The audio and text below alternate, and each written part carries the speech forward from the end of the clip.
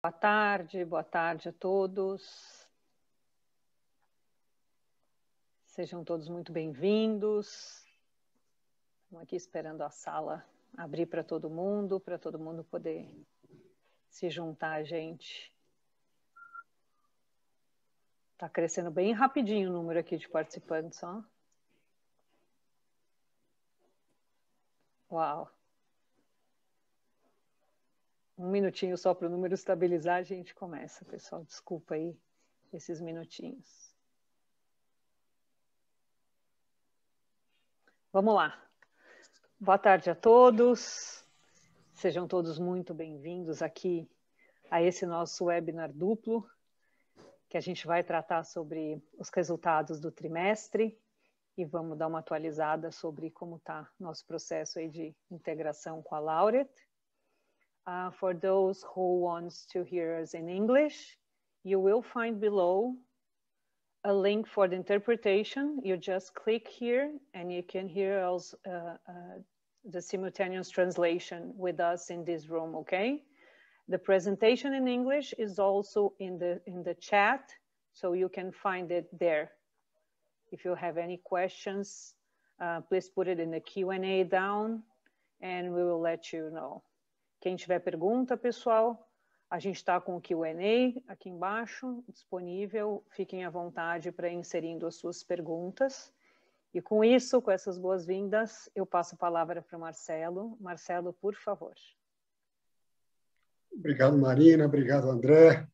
Obrigado a todos aí que estão fazendo essa release acontecer. Eu queria, primeiro, boa tarde a todas e todos. Queria começar saudando aí meus sócios Daniel Castanho, Maurício Cobar, os acionistas originais, saudando todos aí, educadores e educadoras do ecossistema Ânima, todos os nossos alunos, alunas, nossos acionistas, sócios.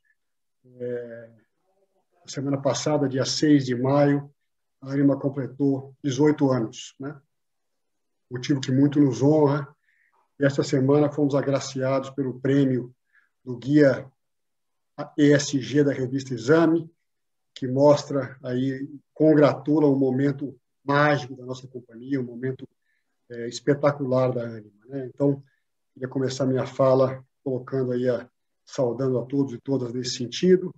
A Ânima, desde o seu primeiro dia, a gente acredita no ESG, investe, a nossa atividade FIM é uma atividade que transforma a vida das pessoas, transforma a sociedade. Fomos o primeiro grupo signatário do Pacto Global, o grupo educacional da ONU, e esse reconhecimento, no meio da nossa maioridade, confirma que estamos no caminho certo. Então, com isso aqui, eu inicio aí esse nosso call de resultados, webinar de resultados aí do primeiro TRI de 2021, né, Marina? Então, webinar conjunto com os resultados do primeiro TRI e também os primeiros resultados aí do planejamento de integração aí da Ânima com os ativos da Laureate Brasil. Então, para começar, como eu falei, um momento muito importante para a companhia, um momento em que estamos entregando bastante performance, temos uma visão de futuro clara, mostrando aí a maturidade com relação ao mercado, uma performance acadêmica também forte, a nossa solidez acadêmica no momento de pandemia e que temos a esperança de que, após a pandemia, sairemos com algumas convicções, dentre elas aí a educação de qualidade, a importância da educação aí para o nosso país e para o nosso planeta, né? Também solidez de nossa imagem, evoluções da nossa governança. Puder avançar um slide. Então, entrando aqui um pouco nos resultados, aí resultados muito robustos, né? Eu acho que está mostrando que nossas escolhas lá, há 4 anos atrás, pela educação híbrida, acreditávamos que o estudante iria, em algum momento, escolher ele mesmo como um joystick, quanto é que ele gostaria de utilizar de tecnologia na sua relação de ensino-aprendizagem. Com o Covid, aí no dia 13, uma sexta-feira, 13 de maio de 2020, nós tivemos o primeiro protocolo para que subíssemos todos os nossos estudantes. Começamos pelo campus da São Judas nessa sexta-feira, 20 mil alunos São Judas Moca. Em seguida, o governo do estado de São Paulo fechou aí as escolas e nós colocamos 145 mil estudantes estudando em qualidade, em segurança nas suas casas. Desde então, estamos prontos para o retorno, começando a retornar agora rotações, mas os resultados estão aí, né? Ou seja, uma base de alunos que cresceu aí 11,3%, um ticket médio, ou seja, conseguimos continuar nossos esforços de colocar nossas escolas com um posicionamento de ticket adequado ao seu posicionamento de qualidade. Então, o ticket médio cresceu 12,1% a R$ 977, uma receita líquida crescendo 22,8%, aí 416 milhões, com o EBITDA ajustado de 146,5 milhões, ou seja, um crescimento de 23,8% no EBITDA, e também no lucro, ou seja, um lucro líquido ajustado crescendo aí também 28,5%, indo para 56,3 milhões. A geração de caixa, muito importante, estamos aí com 97,1 milhões de geração de caixa livre, também a margem aí 35,2%, ou seja, crescemos margem também, e a margem líquida ajustada também crescendo aí 0,6% a 13,5% de crescimento. Ou seja, isso aí nos mostra resultados robustos dentro de um cenário de grande adversidade, um cenário de pandemia, mostra que realmente estamos aí com uma agenda de separação do joio e do trigo em andamento, com muito trabalho, muita disciplina e muita dedicação. Avançando aqui na nossa apresentação, como eu falei, a nossa proposta de educação de qualidade sendo confirmada, ou seja, saíram aí resultados aí do MEC que também nos deixam muito orgulhosos, aí o IGC forte da Ânima, aí majoritariamente 4 e 5, pouco 3, poucas escolas 3 e quase nenhuma escola aí abaixo disso. E isso aí você compara com as listadas, demais, compara com as demais privadas e compara com as públicas, vem aí o nosso posicionamento de destaque. Isso realmente nos orgulha muito, ver uma oportunidade de um posicionamento que sempre acreditamos e que vai fazer a diferença para o país. Avançando aqui um pouquinho, essa é uma lógica que a gente tem investido e tem dado cada vez mais visibilidade, que é aqui a jornada da transformação digital. Eu tenho sempre posso falado aí que nós percebemos que os nossos estudantes não estavam mais comparando a prestação de serviço com outras escolas, e sim com empresas digitais como a Uber, como a Amazon, como o Mercado Livre.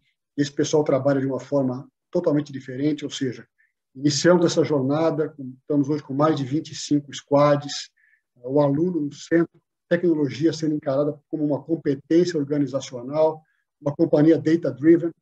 Nós começamos aí um processo, estamos espalhando essa cultura data-driven na companhia, e sempre com o nosso estudante no centro aí, com nossa J2A, Jornada do Aluno Ânimas, endereçando as suas dores e fazendo com que ele tenha uma experiência, uma prestação de serviço que o surpreenda positivamente. Avançando aqui, então, importante também dizer que nós alçamos aí a transformação digital a uma vice-presidência, algo importante, tamanha relevância. Temos aí uma mulher, a Patrícia Fumagalli, à frente da transformação digital.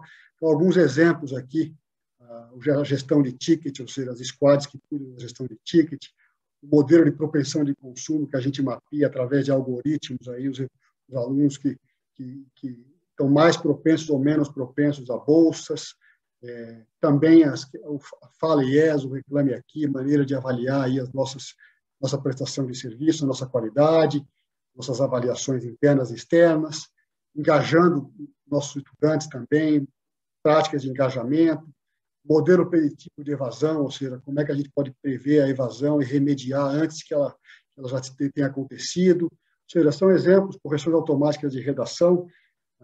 Eu dou um exemplo aqui na nossa cozinha, que nós vimos aí antes da pandemia testando um MVP para fazermos aí um vestibular por aplicativo, por celulares e tablets. Quando veio a pandemia, nós simplesmente migramos aí imediatamente os vestibulares para a plataforma digital, não paramos um minuto, e com isso conseguimos ganhar espaço, fizemos o primeiro vestibular de medicina do Brasil com plataforma digital, ou seja, são exemplos aí dessa importante avenida que a gente vai cada vez uma longa caminhada, mas que vai cada vez mais ganhar importância. Avançando um pouco aqui aqui na apresentação também. Importante falar aqui, agora eu passo para a Marina. Marina, está contigo a bola. Obrigada, Marcelo, obrigadão. Só lembrando aqui, pessoal, que esse assunto da transformação digital, ele é tão importante que no mês de junho a gente vai fazer um webinar, todos vocês vão receber um convite, vai ser mais ou menos no meio do mês de junho, a gente só está acertando a data aqui com essas nossas agendas todas de integração com os ativos que chegaram para a gente aí, como todo mundo sabe, mas todo mundo vai ser convidado para uma apresentação exclusiva, nós vamos passar 1 hora com a nossa vice-presidente de transformação digital, falando mais sobre o que é esse processo como um todo, de tão relevante que ele é e está ganhando cada vez mais relevância na nossa companhia. Então, aqui a gente passa a falar um pouco sobre o nosso desempenho operacional do trimestre, né? E aí a gente apresentou uma nova visão.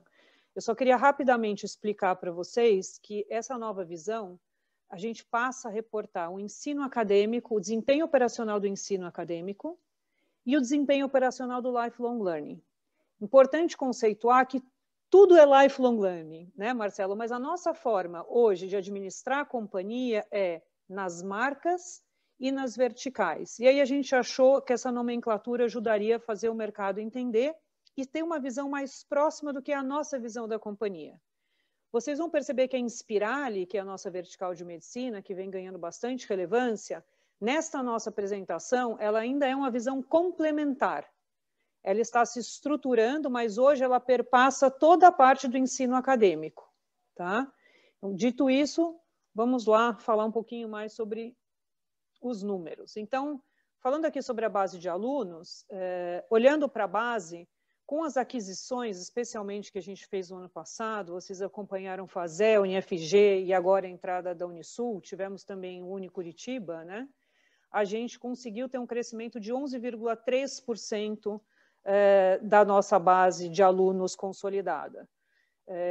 Temos aí uma novidade, né, que é o EAD da Unisul, trazendo um volume importante também para a nossa base de alunos e nos fortalecendo na preparação dessa integração do EAD da Laureate, né?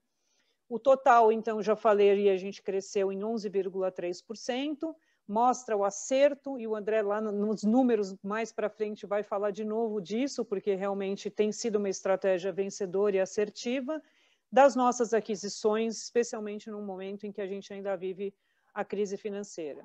Então, mesmo em crise, a gente cresce a base e a gente a gente reduz a evasão. O ticket a gente vai falar em seguida, já fiquei ansiosa para falar do ticket. Então, a gente reduz aqui a evasão, o que é uma notícia ótima, a gente está conseguindo, mesmo num cenário de crise e com uma proposta de qualidade diferenciada, a gente está conseguindo manter os nossos alunos estudando, mostrando a resiliência do nosso público e da nossa proposta. Falando, então, sobre ticket, a gente conseguiu aí perceber um crescimento, tanto excluindo aquisições quanto com as aquisições. A gente sabe que as nossas aquisições elas foram bastante certeiras, de novo, assertivas nesse sentido. A gente trouxe bastante curso de saúde, cursos de medicina, então isso realmente faz uma diferença no mix, mas mesmo excluindo as aquisições, a gente conseguiu e segue nessa nossa trajetória super relevante, onde a gente posiciona as nossas marcas no cluster de qualidade, que é a nossa tese, que a gente viu agora há pouco falando sobre o IGC. Aí agora eu passo, por favor, a palavra para o André, que vai falar um pouco mais para a gente sobre a Inspirali. André, por favor. Boa tarde, Marina. Boa tarde, Marcelo. Boa tarde a todos. Mais uma vez, um grande prazer estar aqui, uma honra estar aqui na nossa divulgação de resultados, né?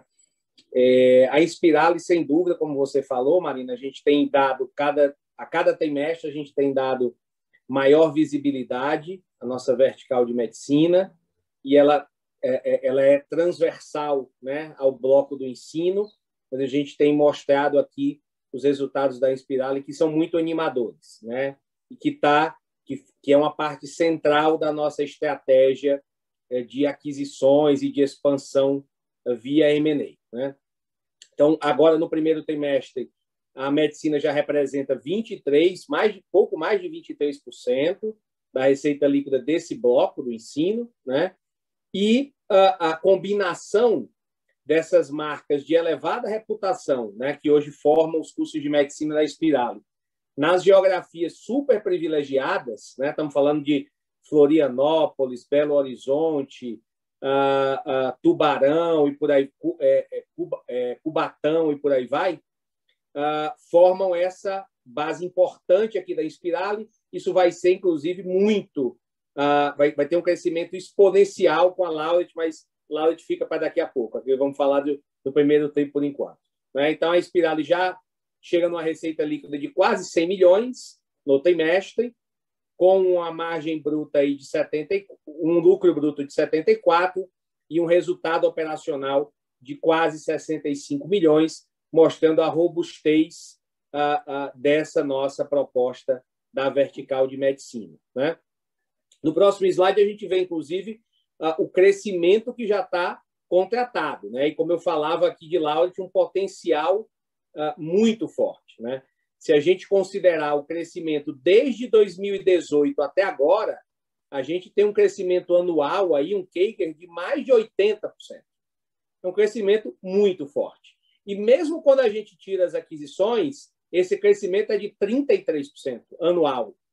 Então, por todas as visões, a gente tem um crescimento muito forte da Inspirali e a gente mostra, inclusive, cada vez mais a assertividade dessa vertical e dessa estratégia de M&A. Com Laureate aí, com Laureate, o número de alunos, né, chega lá na maturidade até 16.236, mas agora, em 2021, já chega perto de 11 mil, né, mais do que dobra aí dos 4.840 que a gente tem agora, e em número de vagas também um comportamento bastante parecido. Bom, falando agora sobre o desempenho financeiro consolidado da companhia, a gente teve uma receita líquida, um crescimento de receita líquida de quase 23%, atingimos aí 416 milhões de receita líquida no primeiro trimestre, com a composição ainda majoritariamente 95% formada pelo ensino acadêmico, e desses 95, né, uma parte desses 95, 23 estão vinculados à Inspirali, como a gente falou. Também tivemos uma evolução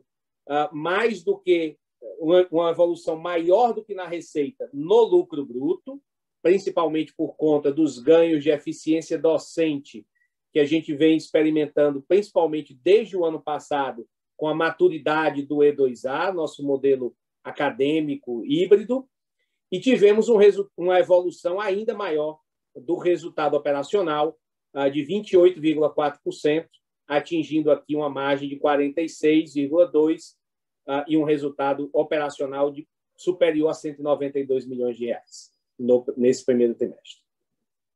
No próximo slide, a gente, só relembrando aqui também, a Marina já falou um pouco sobre essa nova visão e a gente também fez ajustes aqui para melhor enxergar os blocos, né, que a gente divide a nossa estratégia de gestão da companhia.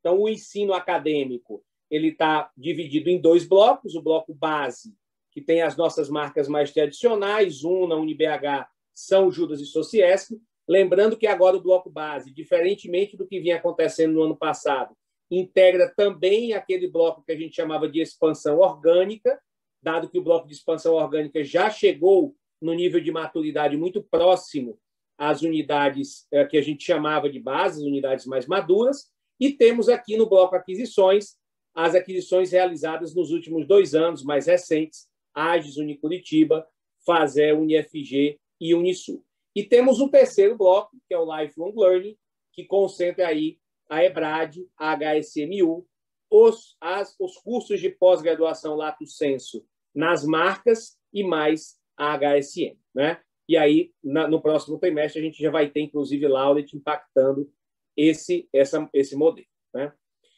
Bom, então, olhando para esses dois grandes blocos, no ensino acadêmico, nós tivemos na base uma evolução da margem operacional, evolução do resultado operacional, conseguimos sair de 45,3% para 47,5%, né? E, especialmente, isso aqui acontece por conta dos ganhos de eficiência do E2A, do intenso uso de tecnologia, embora a gente sinta uma pressão aqui na receita líquida, fruto muito de que esse bloco majoritariamente é composto pelas unidades mais maduras, que estão em mercados mais competitivos e que já têm cursos também no nível de maturidade maior. Mas as aquisições vêm num crescendo impressionante, né? Cresceram aqui mais do que 250%. Lógico que tem um efeito de entrada da Unisul, de entrada da Faseg, de entrada da UniFG, que não estavam nesse número do primeiro trimestre, mas eu acho que a grande notícia aqui é que essas operações já alcançaram, até superaram, dado que elas têm um componente muito forte de cursos de medicina e saúde, elas, no conjunto, já superaram, inclusive, o segmento base, né? Chegando aqui numa margem operacional de 51,2%. E a gente ainda vê espaço nos dois blocos para avanços. No primeiro bloco, no base, seja por conta ainda dos ganhos do E2A e do uso de tecnologia, e nas aquisições, especialmente por conta do E2A, já que as aquisições, o E2A a gente implementa nas aquisições à medida em que a gente faz a aquisição e à medida que os novos alunos vão entrando. Então, nos dois blocos, temos espaço e a gente já viu, por conta do mix, né, o bloco de aquisições superando, inclusive, o bloco base, mostrando claramente a assertividade da nossa estratégia de M&A, né? No próximo bloco, a gente fala também sobre o segmento do Lifelong Learning. A gente teve um trimestre um pouco mais pressionado nesse segmento aqui, com a receita de menos 8% e um impacto no resultado operacional, muito localizado por conta do que a gente entende que foi a mudança de decisão ou a postergação da decisão de alguns alunos de fazerem agora uma pós-graduação, de entrarem num curso como a EBRAD ou como a HSMU, dado o prolongamento e a intensificação da pandemia. De qualquer maneira, o Lifelong Learning é um projeto de longo prazo, né? Não é um ou outro trimestre que vai fazer a gente mudar ou desconsiderar a importância crescente que o Lifelong Learning vai ter no futuro da educação e vai ter certamente na nossa companhia. Hoje a receita líquida está quebrada mais ou menos nessa proporção que vocês estão vendo aqui. A EBRAD e a HSMU é quase metade do Lifelong Learning e a outra metade é dividida quase que igualmente entre HSM e pós-graduação. Nesse primeiro trimestre, nós, inclusive, lançamos a oferta de nanodegrees, ou seja, microcertificações, que faz parte, é um dos pilares da nossa estratégia de Lifelong Learning, a segunda geração dos cursos da HSMU e também o Learning Village, aqui em São Paulo, como o primeiro hub de inovação focado em educação da América Latina. No próximo slide, então, a gente fala basicamente sobre o efeito total no EBITDA ajustado, né? O EBITDA cresce mais do que a receita, cresce praticamente 24%, atingimos uma margem de 35,2%, e, como a gente já tem dito, isso é reflexo não só das inúmeras iniciativas que a gente tem no bloco base, como também mostra a assertividade das aquisições e do acerto, inclusive não só de manter, como acelerar os investimentos que a gente fez nas aquisições ao longo dos últimos 2 anos. No próximo slide, a gente fala também sobre a forte geração de caixa desse período. Nós tivemos uma geração de caixa aí muito próxima ao EBITDA, de 144 milhões. Foi um acréscimo de 33 milhões versus o primeiro trimestre de 2020. E mesmo depois do CAPEX, tivemos uma geração de caixa aqui de 97 milhões, né? O que representou aí quase 2/3 de conversão de caixa em relação ao EBITDA, mantendo aí, sendo inclusive mais do que suficiente para pagar as nossas aquisições, né? Pagar os nossos compromissos das aquisições que a gente fez no passado e que caíram aqui nesse primeiro trimestre, nos deixando com uma posição de caixa muito robusta, inclusive para fazermos o closing aí com tranquilidade da Laureate, que é um capítulo que se abre à parte. Então, acho que a gente fala bem, acho que a gente tocou nos tópicos principais aqui do robusto resultado do primeiro trimestre, e eu queria devolver a palavra aqui ao Marcelo para falar agora do novo capítulo, né, que a gente começa a escrever no ecossistema Ânima, que é com a chegada da Laureate, com essa união transformacional que a gente tem aqui. Não é isso, Marcelo? É isso aí, André. Obrigado. Obrigado aí. Eu acho que muitos dos senhores e da senhora já sabem, mas nós fizemos aí a primeira aquisição do ensino superior brasileiro, lá em 2003, no dia 6 de maio de 2003. E desde lá, crescemos aí metade por aquisições e metade organicamente. Eu, aí, antes de estar CEO da companhia, toquei por mais de 10 anos nessa área de M&A e expansão, e a gente sempre sustentou aí que, na nossa visão, a transação de maior geração de valor no sentido amplo, seria aí a fusão dos ativos da Laureate Brasil com a Ânima. E nós conseguimos realizar esse sonho, e aí iniciamos aí, desde 4 de janeiro, o planejamento da integração, apoiados aí por duas consultorias de grande renome, grande know-how. Estamos trabalhando fortemente nesse sentido, e temos visto aí na Laureate realmente muitas coisas maravilhosas, né? Uma equipe fantástica, vamos dizer, práticas complementares, valores complementares. Então, realmente, estamos muito otimistas, e queria saudar também aí o senhor da Laureate, Marcelo Cardoso, que está passando aí o bastão honrosamente para a gente. Então, a ele ao saúdo todos aí da Laureate e agora do ecossistema Ânima. Avançando aqui, então, e dando um pouco mais de granularidade, acho que é importante nós, como eu falei, esse é um movimento mais do que estratégico para a Ânima, mais do que transformacional para a Ânima e para o Brasil. Vamos constituir uma rede de grande impacto, podemos avançar aí no slide, que vai realmente fazer a diferença. E por que isso? Como eu falei, combinação das melhores marcas privadas do ensino superior nas principais praças. Vamos ganhar escala para poder ser mais eficiente, com características e competências altamente complementares. Formamos uma rede de ativos de medicina aí, através da Inspirali, que é única no Brasil. Tem ninguém, talvez ninguém vai conseguir fazer uma rede com escolas de medicina nas principais praças e principais capitais do Brasil. Estamos também com múltiplas oportunidades de criação de valor aí para impulsionar rentabilidades futuras e, principalmente, valores e princípios que são extremamente complementares e muito semelhantes ao que nós acreditamos. Avançando aqui, então, nesse ponto, indo aqui para o próximo slide, aqui dá para ver o que eu estou falando, cobrindo aí mais de 75% do território nacional, e aí estando aí como o terceiro player aí em receita líquida do Brasil, no ensino superior privado. Esse é o poder dessa rede, com a qual eu tenho muito orgulho de, a partir de agora, estar aí uma equipe maravilhosa, implementando aí o que nós planejamos implementar durante aí o projeto de planejamento da integração. Bom, dentro do quesito de transformação digital, o que nós, como exemplo aqui nessa avenida importante, nós vimos aí algo muito complementar. É um exemplo aqui importante de complementariedade.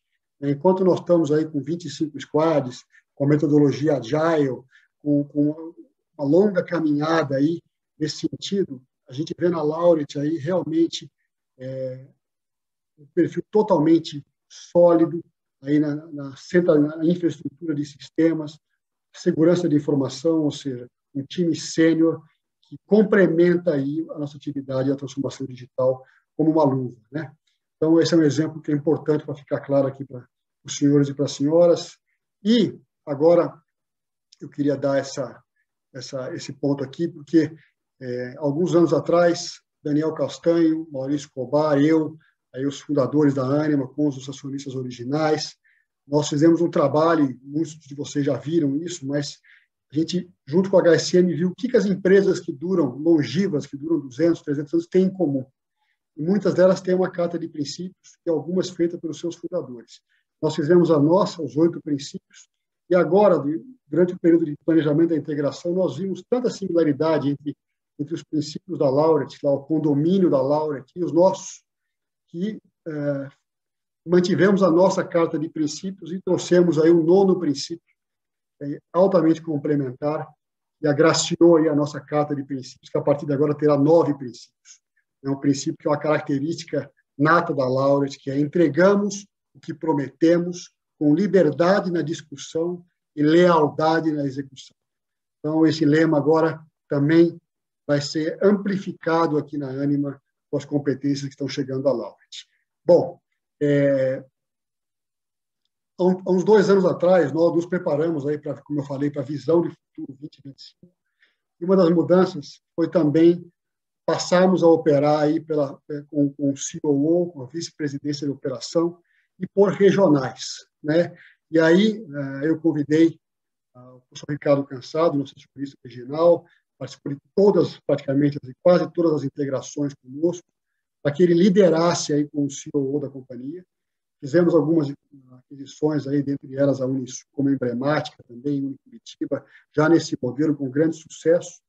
Eu queria, aqui nesse call, chamar e convidar o professor Ricardo Cansado para dar aos senhores e senhoras um pouco mais de granularidade do trabalho que foi feito até agora, como é que nós estamos preparados e otimistas e animados aí para a fase que começou a partir do trânsito em julgado da aprovação da operação sem restrições. Professor Ricardo Cansado, seja muito bem-vindo aí ao nosso webinar de resultados. Beleza. Muito obrigado, Marcelo. Boa tarde, Marina, boa tarde, André, boa tarde a todos e todas. Prazer muito grande estar aqui hoje participando desse webinar, nesse momento tão importante. E eu vou procurar focar agora, nos próximos 3 slides, no forte processo de planejamento dessa integração que nós estamos realizando. E aí, eu queria começar dizendo, né, como o Marcelo já disse anteriormente, que a história da nossa Ânima, ela pode ser em grande medida contada por uma série de aquisições muito importantes, estratégicas, que ocorreram ao longo dos seus 18 anos de existência. Mas, por outro lado, é muito importante a gente reconhecer que esta é, sem dúvida, a maior e a mais relevante de todos esses movimentos, né, de integração que nós já fizemos.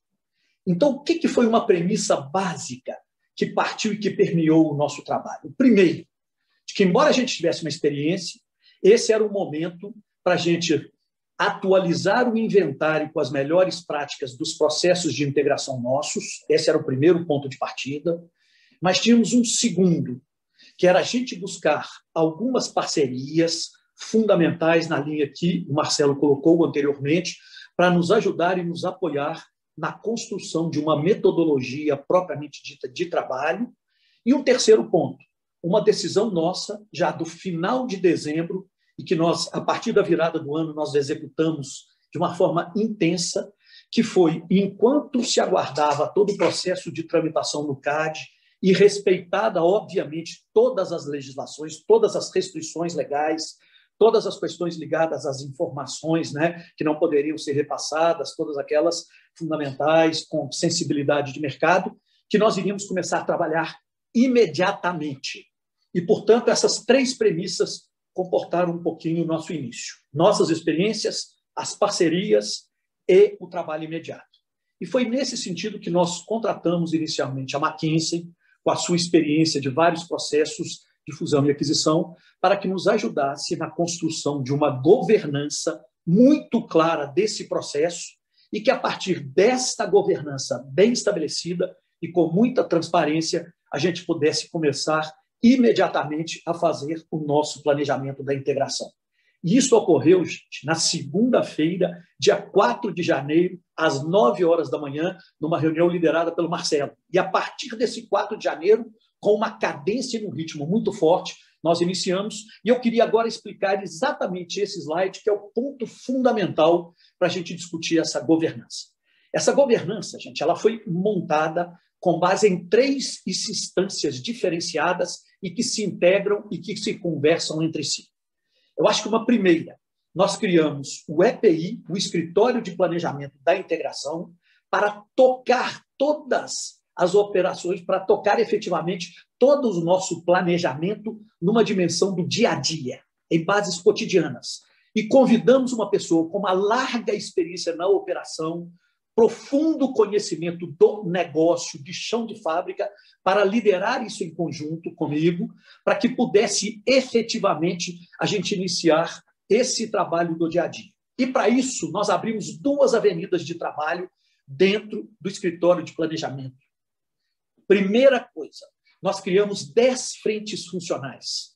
Essas 10 frentes correspondem àquelas fundamentais para o entendimento dos nossos processos, dos nossos negócios, e elas estão ali listadas, englobando o acadêmico, o comercial, a jornada dos alunos, a educação digital, a Inspirali, a transformação digital, supply, o RH, finanças e o jurídico, e passamos a trabalhar num modelo bastante estimulante, onde que você tinha os 2 vice-presidentes de cada uma das organizações como os sponsors de cada uma destas áreas e uma pessoa de cada uma das organizações para pensar e começar a planejar em bases mais sólidas, cotidianamente, o plano de trabalho para cada uma destas frentes, respeitada sempre a questão das informações e das restrições legais.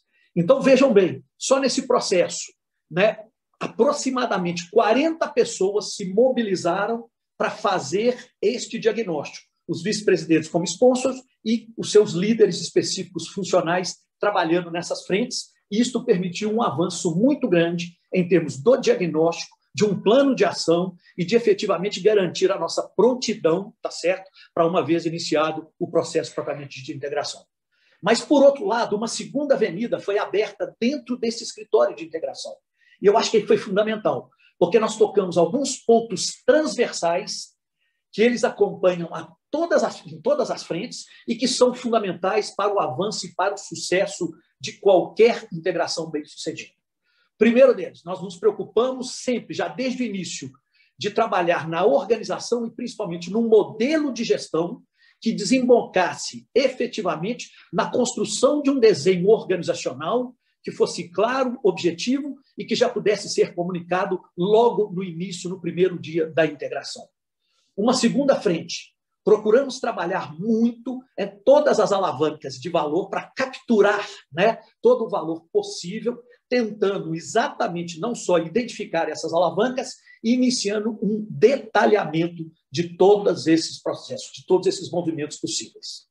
Mas, além disso, 2 questões que são muito importantes para que a gente possa trabalhar de forma mais robusta, nós focamos muito nessa parte. Criamos um grupo para trabalhar gente, cultura e talentos especificamente, para que a gente pudesse efetivamente ver, né, o potencial e a riqueza dos recursos humanos das 2 instituições e que, uma vez trabalhando de maneira aprofundada, a gente pudesse exatamente reter os talentos e fazer a escalação dos times sempre com base nas melhores pessoas naqueles locais mais adequados, naquelas funções mais adequadas. E uma quarta frente dessas, a frente da comunicação, onde que até mesmo o mantra foi criado. Não pode se pensar numa integração de sucesso se nós não comunicarmos, comunicarmos e comunicarmos. Esse foi o mantra que a gente trabalhou. Então, com esses 2 movimentos, essas 2 avenidas, a gente mobilizou, só nesse primeiro momento, algo como 80 pessoas diretamente participando deste processo, em cima do escritório. E aí a gente entrou para a segunda instância para garantir esse planejamento da integração. A segunda instância foi exatamente o Comitê Executivo do Planejamento da Integração. Esse comitê ele era liderado pelo Marcelo, nosso CEO, tendo uma participação protagonista do Marcelo Cardoso, o CEO da Laureate, e, ao mesmo tempo, formado por vice-presidentes e diretores das 2 instituições, com a capacidade, portanto, de ver mais a floresta e, nesse sentido, trabalhar no sentido de coordenar o planejamento, supervisionar o trabalho do escritório do planejamento de integração e, ao mesmo tempo, chamar a atenção para eventuais desalinhamentos entre as áreas, para fortalecer determinadas partes do processo de planejamento, de tal forma que a gente integrava muito o nosso dia a dia com a visão do planejamento nesta dimensão maior. E criamos ainda uma terceira instância, que é o Comitê do Conselho, liderado pelo Antônio Aldo, como nosso conselheiro de administração, com a participação dos sócios fundadores e com vários outros convidados, inclusive com a participação quase permanente também dos representantes do Escritório de Planejamento da Integração, para que, nessas reuniões, que aí eram quinzenais, você exatamente tinha condições de não só de ter uma avaliação macro, high level do projeto, mas, ao mesmo tempo, sempre a gente acompanhar se as diretrizes estratégicas da companhia, elas estavam sempre alinhadas com esse planejamento. Portanto, um grupo grande de profissionais trabalhando no escritório no dia a dia, no comitê executivo do planejamento em bases semanais e em bases quinzenais dentro do comitê do conselho. E aí foi exatamente a base para a gente perguntar quais foram os resultados, e eu queria pedir para passar para o próximo slide, por favor, que aí você vê claramente de que a partir desta organização e desta governança, com o ritmo e com a cadência impostas e com a prioridade que isso foi colocada nas duas companhias, a gente atingiu plenamente os objetivos do EPI, como eu vou mostrar agora nos próximos 2 slides. Pensando nos 3 primeiros e principais objetivos, eu queria chamar a atenção primeiro, para a gente garantir, gente, aquilo que a gente chamou do estado de prontidão, para a prontidão efetiva que foi montada. Ou seja, a partir de todo esse trabalho e de todo esse planejamento, nós conseguimos, na verdade, montar um plano de ação já para o primeiro dia, onde que todos já saberiam exatamente o que seriam as bases fundamentais da sua atuação. E nós focamos aí priorizando do D1 até o D60, tendo exatamente esse pano de fundo e essa bússola para a atuação de cada um dos gestores. Segundo, nós conseguimos desenhar, a partir das discussões do modelo, aquilo que nós nos propusemos. Um desenho organizacional muito claro, que poderia ser comunicado já desde o primeiro dia, de uma forma tranquila, clara, perfeitamente entendível para toda a companhia, para todos os seus gestores e os seus colaboradores. E, ao mesmo tempo, conseguimos também avançar quantificando todo o potencial de valor a ser capturado, com aquelas alavancas que foram discutidas inteiramente e com o detalhamento das iniciativas que cabia em cada uma delas. Então, nós conseguimos a prontidão, a visão exatamente da questão da captura de valor a ser trabalhado e, ao mesmo tempo, um desenho organizacional muito fácil de ser construído e planeado. Mas o que eu queria chamar, e pedindo para passar para o próprio slide, é que, mais do que esses 3 objetivos fundamentais, os resultados do EPI transcenderam, como eu comecei a dizer naquele momento. Eu queria chamar a atenção primeiro para 2 pontos fundamentais.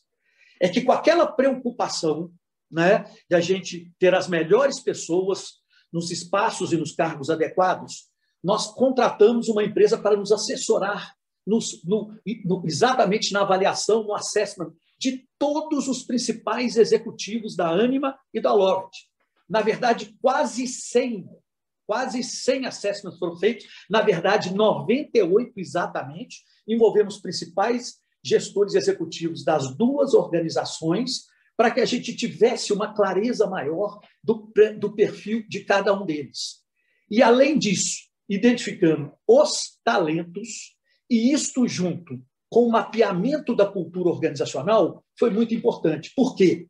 Nós tentamos também entender a cultura das 2 organizações, onde que são os pontos que elas convergem diretamente, onde que nós poderíamos ter pontos para exatamente chamar a atenção de eventuais pontos de atenção, para que também a gente fizesse o ajuste do fit cultural desses executivos. Então, a gente avaliava a performance, onde ficar, e o seu fit cultural, que essa era uma questão muito importante a ser feita. Só para ter uma dimensão desse processo, além dos 98 assessments, nós fizemos algumas entrevistas em profundidade, principalmente com alguns dos principais executivos, fizemos alguns grupos focais, conversando com mais de 100 lideranças das 2 organizações e trabalhamos com uma pesquisa com mais de 10 mil respostas para a gente ter clareza de todo esse valor, de toda essa dimensão cultural. Então, portanto, isto facilitou muito aquele trabalho. Uma vez feito o desenho, como a gente escalava o time e como que a gente já montava também uma estratégia cultural. E o que foi a premissa, um ponto fundamental? Que a partir disso, nós avançamos naquele ponto da comunicação. Nós conseguimos, então, a partir do trabalho do escritório, em todas as suas dimensões, nós conseguimos exatamente fazer o planejamento, o mapa de um desembarque, como a gente chamava a atenção, com todos os itens, com todas as estratégias de comunicação, com todos os planos, para conversar, dialogar com todos os stakeholders, internos e externos, para também estar pronto logo no primeiro dia.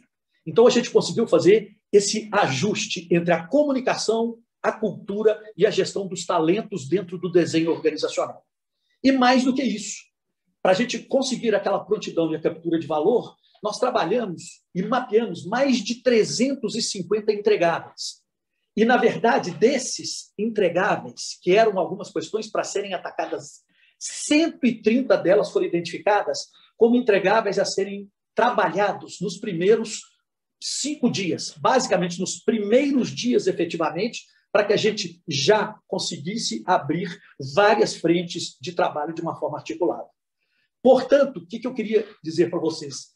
Que a gente conseguiu fazer um trabalho muito forte, atingindo não apenas os objetivos, garantindo a prontidão para esse processo, e eu diria até mais, que, na verdade, isso reforçou todo o movimento que já ocorria dentro da Ânima, no sentido de que isso nos aproximou mais ainda como grupo, trabalhamos de maneira ainda mais integrados nesse projeto e, de fato, conseguimos efetivamente conseguir construir esse planejamento de uma forma que a gente considera bastante consistente e que seria a base para, como o Marcelo disse, para a gente avançar numa das principais operações na história do ensino superior brasileiro, fazendo, de fato, uma instituição diferenciada, capaz de ser a mais relevante daquelas que operam no ensino superior brasileiro. E, nesse sentido, é um otimismo responsável, né? A única coisa que o Marcelo sempre brincava é: vamos trabalhar inspirados,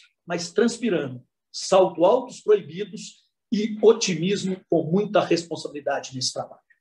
Foi basicamente isso que nos conduziu nesta primeira etapa para a gente startar o processo. Muito obrigado. Muito bem, Ricardo. Muito bom.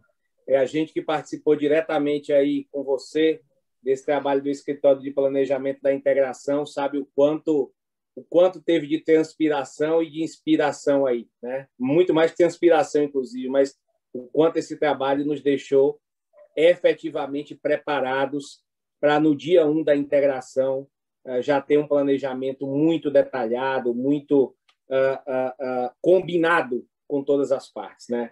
Muito, muito legal. Parabéns aí pela condução. Bom, a gente vai falar um pouquinho aqui, a partir desse trabalho que o Ricardo todo desenhou, né, com maestria, a gente vai falar um pouco de como esse trabalho, inclusive, ampliou a nossa percepção de criação de valor a partir dessa combinação, né? Então, o primeiro tópico que a gente queria chamar a atenção é que a gestão atual da Laureate fez um belíssimo trabalho nos últimos 12 meses, né? E teve um forte desempenho, né? Reforçando ainda mais a qualidade da operação e o acerto desse movimento estratégico. Então, agora, no primeiro trimestre de 2021, a Laureate conseguiu captar quase 60 mil novos alunos, com uma ótima divisão entre presencial e medicina e EAD, praticamente metade, né? Então, a Laureate veio com uma performance muito boa, muito robusta nesse primeiro trimestre, e traz, como o Marcelo falou, inclusive, traz uma quantidade expressiva de alunos do EAD para nossa operação combinada, né? Fecharam no primeiro trimestre também de 2021. Agora eu posso dizer fechamos, né?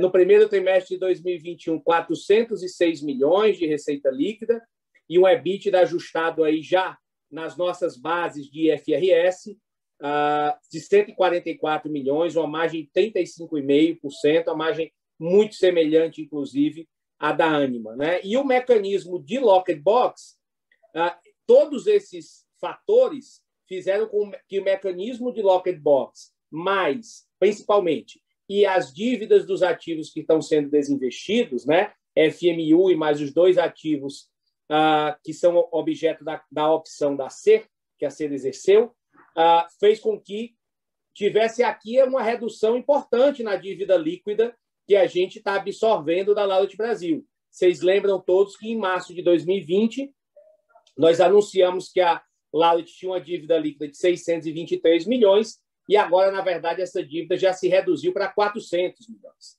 Né? Isso é fruto, principalmente, a maior parte aqui, né, mais de 2/3 disso, se deve à geração de caixa da operação nesses últimos 12 meses, o que, como eu disse, reforça não só a qualidade da gestão, como o acerto do movimento estratégico que nós fizemos com essa aquisição. Então, se a gente olhar para a companhia combinada, fazendo um exercício de combinar as duas companhias com os resultados dos últimos 12 meses, nós vemos aqui que a gente está criando uma companhia com mais de 330 mil alunos, sendo quase 260 mil no presencial e 75 mil no EAD, quase 1.800 vagas anuais de medicina, né?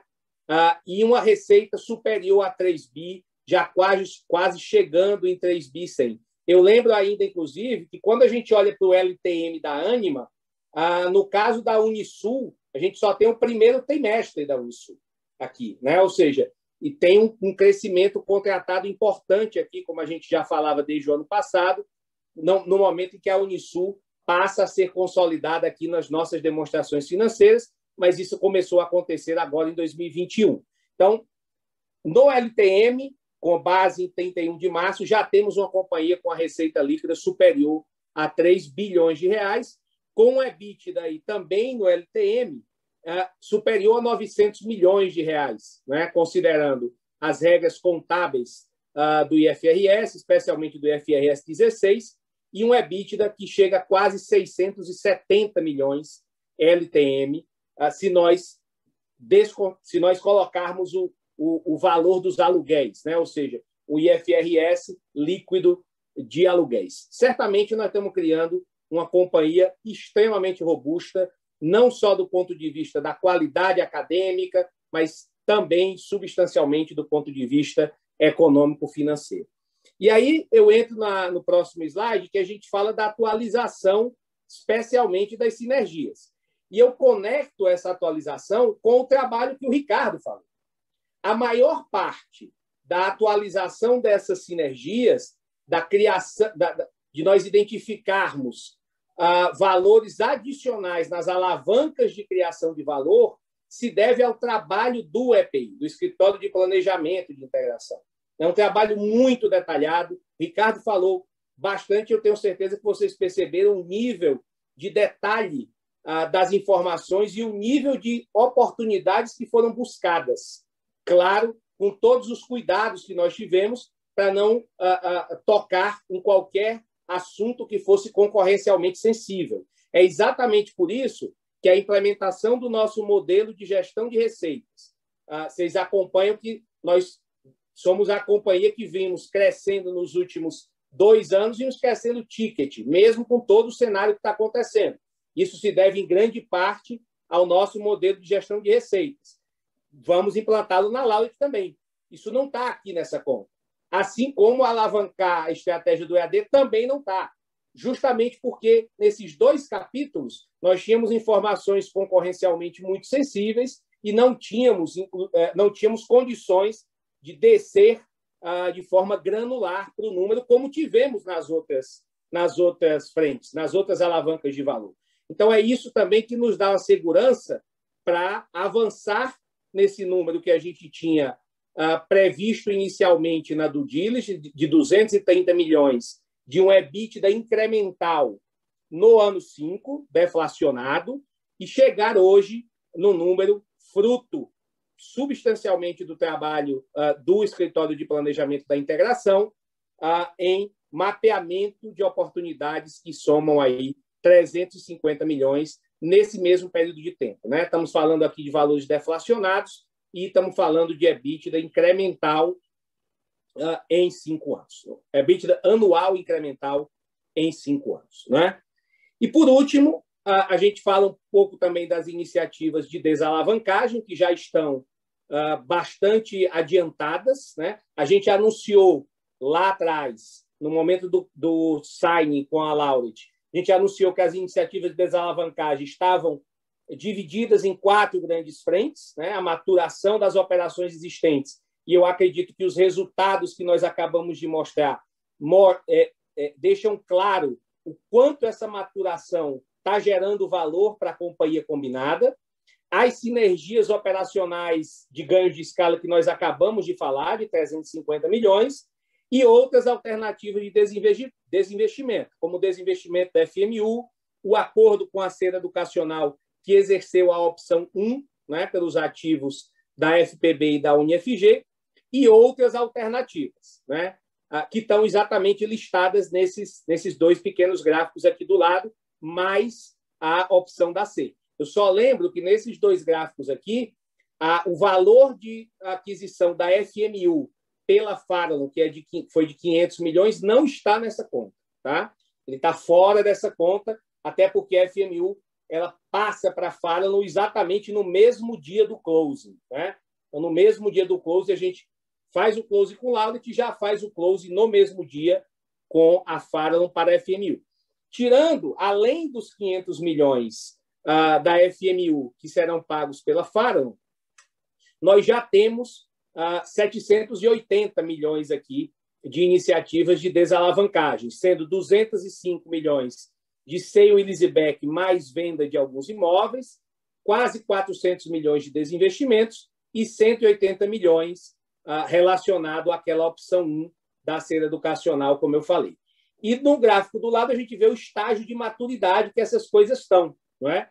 350 milhões estão em estruturação, mas 250 milhões aqui já estão em fase final de fechamento, redação final de MOU, de SPA e acordos concluídos, e 180 milhões realizado, que se refere aqui à questão da opção da C, como já foi noticiado, inclusive, como já foi comunicado pelas 2 companhias, tanto pela Ânima como pela C, que a C exerceu a opção 1, relativa aos ativos de UniFG, Faculdades Guararapes, né, lá na região metropolitana do Recife, e FPB, Faculdade da Paraíba, mas a SER não exerceu, já venceu a opção número 2, que era relacionada aos ativos 2 do Rio Grande do Sul, Unirita e Fadergs, e o IBMR no Rio de Janeiro. A SER não exerceu a opção 2 e isso não está aqui nessa conta de desalavancagem. Tá? Então,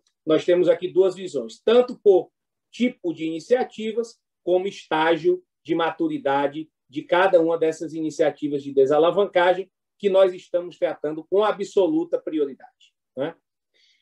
Bom, acredito que a gente posso devolver a palavra aqui ao Marcelo para a mensagem final, para as principais conclusões, né? E, mais uma vez, repito, desse movimento substancialmente transformacional e que tanto nos anima, que tanto nos enche de expectativas, que é a integração da Laureate Brasil. Obrigado, André. Obrigado, Ricardo. Obrigado a toda a equipe do EPI. Obrigado, Antônio Aldo Neves, por liderar aí o comitê de integração do Conselho de Administração e a todos os conselheiros e conselheiras. Então, para concluir aqui, eu acho importante reforçar que essa é a 4ª aquisição transformacional que nós fazemos aí nos nossos 18 anos de vida. Então, isso faz parte do nosso DNA. Criaremos, a partir de agora, o maior grupo de educação de qualidade do país, com o portfólio de marcas que tem uma penetração única no Brasil, no ensino superior brasileiro. Dando destaque aí para a medicina, uma educação continuada na área médica, presente nas principais cidades e capitais e regiões do Brasil, com uma rede aí de escolas de medicina que talvez nenhum outro grupo tenha condição de fazer no Brasil. Né? Estamos também, como o Ricardo colocou aí, cada vez mais incentivando e aperfeiçoando a nossa governança, que resulta numa execução com excelência, com velocidade, inovação, gerando impacto para a sociedade, né? Então, com isso, a gente está avançando aqui e formando uma empresa combinada com capacidade de rápida desalavancagem, como o André falou, e em um outro patamar em todos os aspectos. Com isso, eu agradeço, devolvo a bola para a Marina para que a gente possa ir para perguntas e respostas, né, Marina? Isso aí, Marcelo. Obrigada. Obrigada, Ricardo, André, Marcelo. Obrigada a todo mundo também que ajudou a gente aqui. Já tem algumas perguntas aqui no Q&A. Eu vou direcioná-las para vocês. Então, a primeira pergunta, o primeiro conjunto de perguntas vem do Samuel Alves, do BTG. Obrigada, Samuel, por estar sempre prestigiando a gente. Samuel nos parabeniza pela conclusão da operação com a Laureate e faz duas perguntas. Primeiro, ele pergunta se a gente considera um eventual spin-off da Inspirali como forma de auxílio à estratégia de desalavancagem. Depois, ele pergunta se a gente poderia dar um pouco mais de detalhes sobre como a gente imagina o ramp-up do EAD com a Laureate.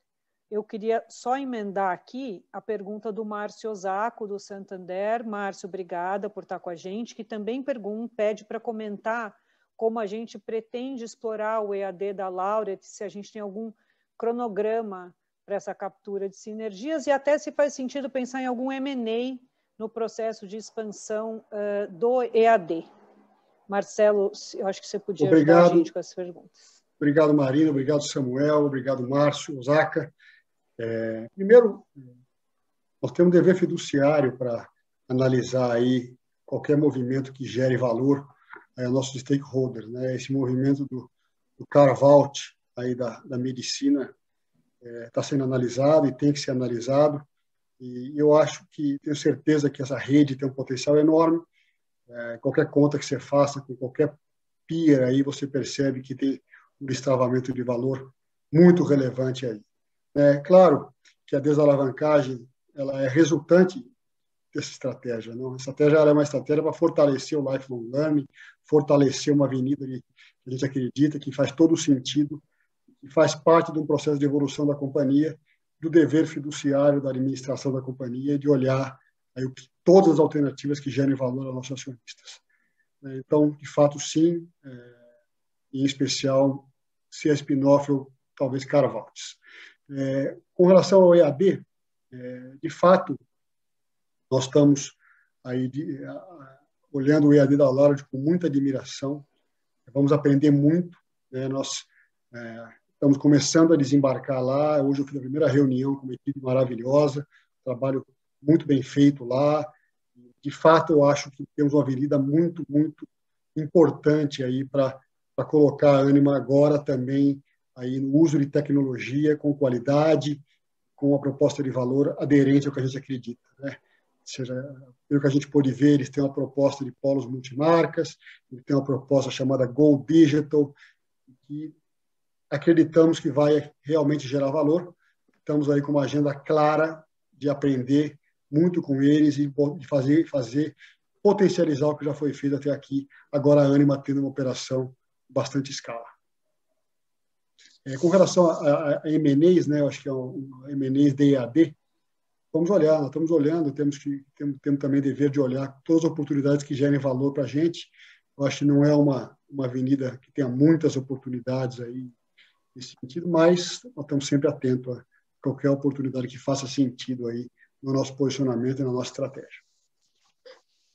Obrigada, Marcelo. Vem uma pergunta aqui do Marcelo Marina. Santo. Oi, desculpa, André. Desculpa, só que eu acho que o Márcio Osako fez uma pergunta sobre... Eu ia chegar lá. Desculpa, perdão. Mas tudo bem, já adianta, já resolve, André. Vai lá, por favor. O Márcio Osako fez uma pergunta sobre velocidade de captura das sinergias, né? Obrigado, Márcio, pela pergunta.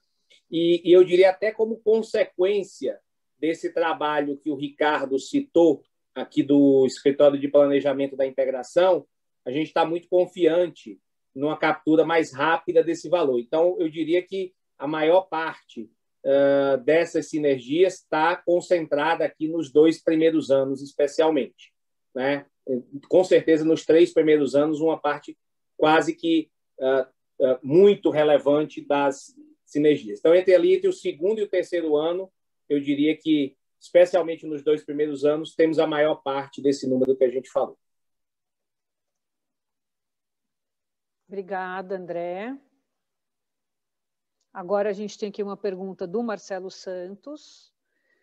Boa tarde a todos. Gostaria de saber sobre a perspectiva, para o vestibular do segundo semestre. A gente acredita que com a reabertura haverá forte recuperação do intake ou a situação econômica ainda complicada pode retardar o processo? Obrigado aí pela pergunta. Obrigado, Marcelo Santos. Tenho tido a oportunidade de compartilhar e de termos aqui na nossa equipe aqui discutido que após a pandemia ou durante a pandemia talvez tenha surgido uma grande oportunidade para diferenciação, né? Até então a gente via briga de preço em várias cidades, tal. Porém, diferentemente de outros setores, a educação, a gente viu 3 situações diametralmente opostas, né? Escolas que conseguiram migrar para o ensino híbrido de qualidade e seguiram como a gente, com os seus estudantes em casa em segurança. Escolas que tentaram e não conseguiram, ou ofereceram um EAD de R$80, R$90 aí, com proposta de valor aderente a quem não tinha essa expectativa e estava querendo um ensino presencial de qualidade, gerando grandes insatisfações, discussões de preço, descontos, não pagamento de mensalidade, e grupos que estão até hoje fechados ou fecharam. Olha que coisa interessante, o mesmo setor, situações diametralmente opostas. Nós continuamos aí com a proposta de continuidade da educação, da prestação de serviço educacional de qualidade. A gente tem incentivado as transferências, temos visto aí um mercado que agora nem todos estão em campo, né? E aí é uma oportunidade para a gente avançar e se fortalecer. Não é um momento para comemorar, mas nós estamos prontos para o retorno desde o ano passado, não tivemos coragem de retornar no final do ano. Estamos prontos para retornar, rotacionando aí após o Carnaval, veio a segunda onda, nós seguramos também, e agora nós estamos voltando de acordo com as deliberações de cada região, né? Mas estamos preparados se a economia voltar a crescer, a gente espera que isso aconteça, vai ser bom para a gente, senão vamos seguir aí essa agenda de separar o joio do trigo. É muito cedo ainda, Marcelo, começamos agora, fechamos aí dia 30 de abril, então início dos processos aí de captação do segundo semestre. Obrigada, Marcelo. A gente tem uma pergunta agora aqui do Eduardo Lopes, da Santa Fé. São 2 perguntas sobre ESG. Primeiro, ele gostaria de nos parabenizar pelo prêmio da revista Exame. Sabemos que vocês fazem um trabalho muito importante com o Instituto Ânima, além de ter medidas de inclusão e diversidade dentro da empresa e de adotar medidas de sustentabilidade ambiental. Então, ele nos pergunta quais são os focos da empresa para o futuro próximo sobre o tema ESG e como a Ânima pretende implementar essas práticas também na Laureate. E a segunda pergunta seria se a gente tem familiaridade com o Carbon Disclosure Project e se a gente pretende responder o questionário nos próximos anos. Essa eu vou pedir para responder, Marcelo, se você não se importar. Eduardo, super obrigada pela pergunta. Esse tema é interessantíssimo e muito caro a todos nós.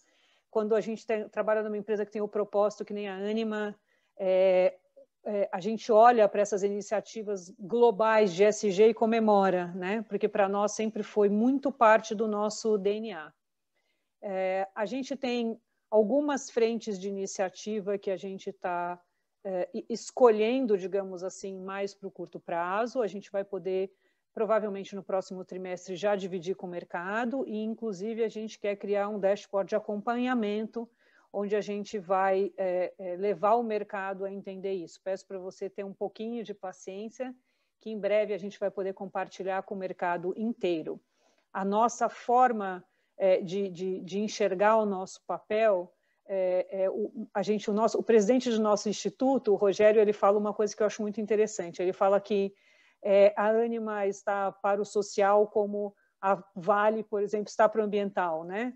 A gente, com essa quantidade de alunos que a gente tem uma possibilidade gigante de trazer um impacto positivo para a sociedade. E quem tem como missão transformar o país, nasceu para impactar positivamente, né? Sobre a Laureate, foi bem interessante também sua pergunta, porque a Laureate é uma empresa sistema B.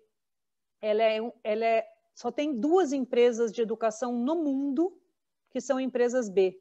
E a Laureate é uma empresa B, e as marcas da Laureate são empresa B. Então, nós estamos integrando com as nossas marcas do sistema B. Portanto, nesse nosso processo de eleição de prioridades agora, Eduardo, a gente se inspirou e a gente também está olhando para pensar num assessment de empresa B, lembrando que esse é um assessment que dura 2 anos, é uma coisa longa, mas a gente acha que a gente tem boas condições de participar desse tipo de processo e de se destacar.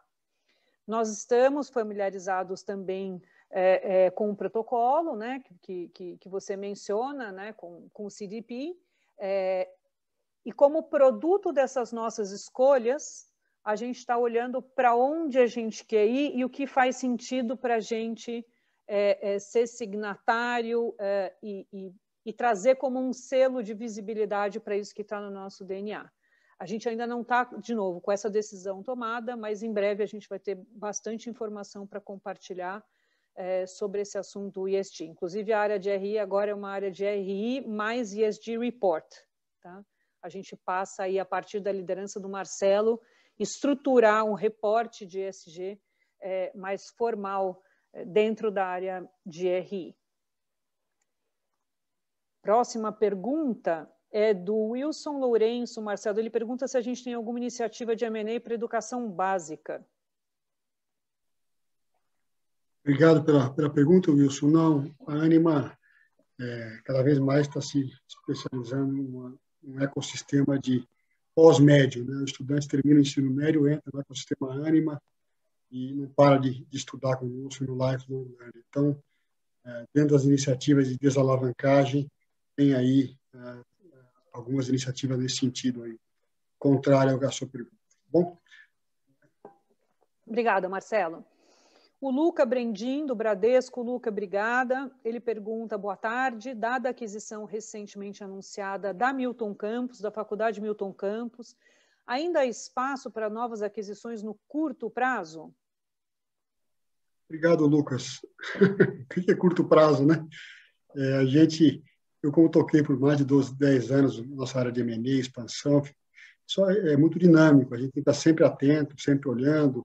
Temos aí banco de primeira linha, como a casa da qual você trabalha, que nos ajudam aí nesse processo. Então, a gente está sempre atento. Nós até aqui chegamos crescendo metade do que viemos via M&A. M&A faz parte do nosso DNA. A gente tem que estar sempre atento a isso. Temos uma área liderada aí pelo Carlos Coutinho. Então, de fato, uma equipe muito bacana e competente. Então, a gente está sempre atento, sim, viu? Obrigada, Marcelo. A gente tem uma última pergunta aqui do Leandro Bastos, do Citi. Obrigada, Leandro. Parabéns pelo deal, ele nos dá, obrigada. Conseguem comentar quanto desses investimentos em imóvel, André, e o seu leaseback, devem gerar de despesa de aluguel na operação? Sim, Marina, obrigado, Leandro, pela pergunta. Eu acredito que nessas frentes a gente conseguiu negociações muito boas, fizemos processos estruturados, que vários competidores se colocaram disponíveis para participar, e eu diria que nós conseguimos taxas aqui bastante interessantes. Esses 200 milhões devem representar aí algo em torno de 15 milhões de aluguel anualmente, tá? Mais ou menos nessa ordem de grandeza aí.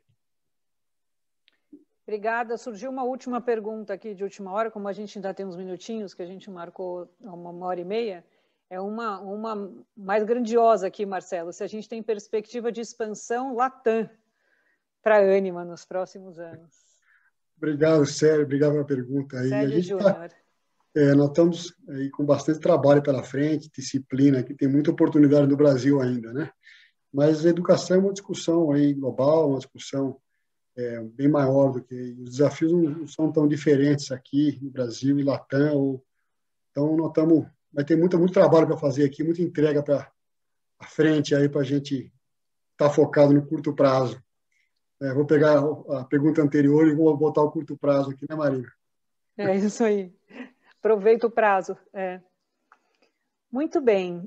Com isso, a gente encerra aqui as perguntas. Queria de novo agradecer todo o time aqui de RI, a Laura, nossa tradutora, que esteve com a gente hoje, obrigada, o Ricardo Cansado, Daniel Braga, da equipe do Ricardo, que também estava aqui apoiando a gente, o Samuca e o Barba, do nosso time de TI, André, Marcelo, se você quiser só fazer a despedida, muito obrigada.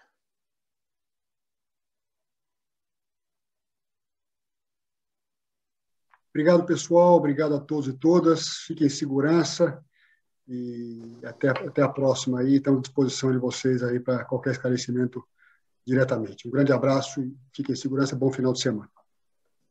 Obrigada. Boa tarde, um abraço a todos. Tchau, tchau. Bom final de semana.